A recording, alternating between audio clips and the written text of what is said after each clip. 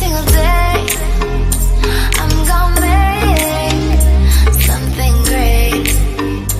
That's my herbal tooth பவுடருக்கு ரொம்பவே மெயினான இன்க்ரீடியன்ட் வந்து இந்த மின்ட் லீவ்ஸ் தான் ஃப்ரெண்ட்ஸ். எதுக்காக நான் மின்ட் லீவ்ஸ் எடுத்திருக்கேன்னா, இது ஒரு நல்ல மவுத் ஃப்ரெஷ்னராக இருக்கும், ப்ளஸ் நம்மளுக்கு டூத்துக்கு ரொம்பவே ஹெல்ப்ஃபுல்லாக இருக்கும். நீங்கள் பார்த்தீங்கன்னா எல்லா டூத் பேஸ்ட்லேயும் மின்ட் லீவ்ஸ் தான் ஆட் பண்ணுறாங்க. ஸோ இது ஒரு நல்ல மவுத் ஃப்ரெஷ்னராக இருக்கும். ஸோ வெறும் லீவ்ஸை மட்டும் நீங்கள் கலெக்ட் பண்ணி எடுத்துக்கோங்க. ஒரு 3 to 4 days வந்து நீங்கள் சன்லைட் இல்லாமல் வீட்டுக்குள்ளேயே இந்த மாதிரி பெரிய பவுலில் வந்து வெறும் லீவ்ஸ் மட்டும் நீங்கள் இப்படி ட்ரை பண்ணிக்கோங்க.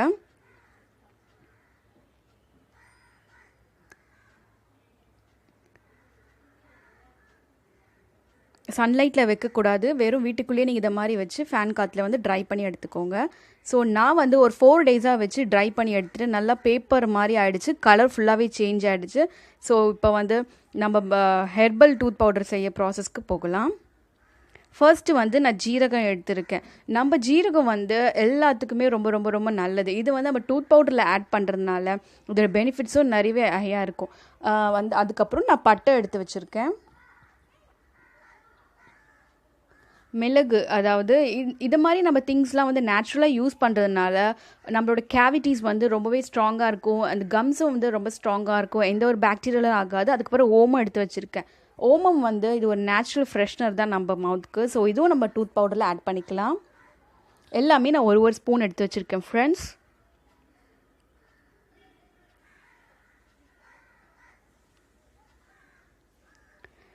அடுத்தது இதுவும் ஒரு மவுத் ஃப்ரெஷ்னர் தான். நான் வந்து ஏலக்காய் எடுத்து வச்சுருக்கேன், 4 எடுத்து வச்சுருக்கேன்.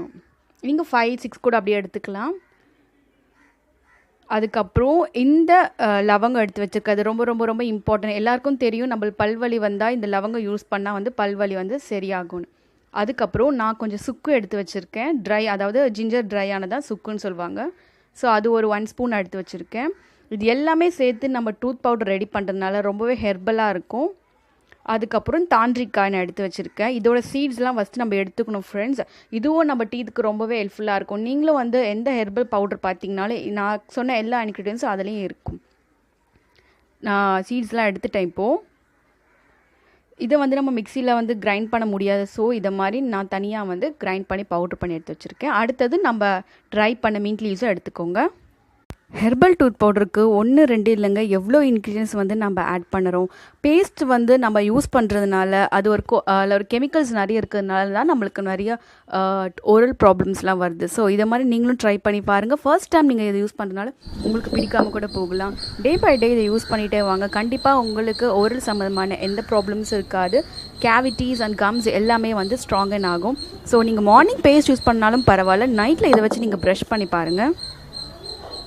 நியூவாக வந்தவங்களுக்கும் பழைய சப்ஸ்கிரைபர் எல்லாருக்குமே நான் தேங்க் பண்ணுறேன். வீடியோ கடைசி வரையும் பார்த்ததுக்காக நன்றி. தேங்க்ஸ் ஃபார் வாட்சிங். Keep smiling. Bye bye.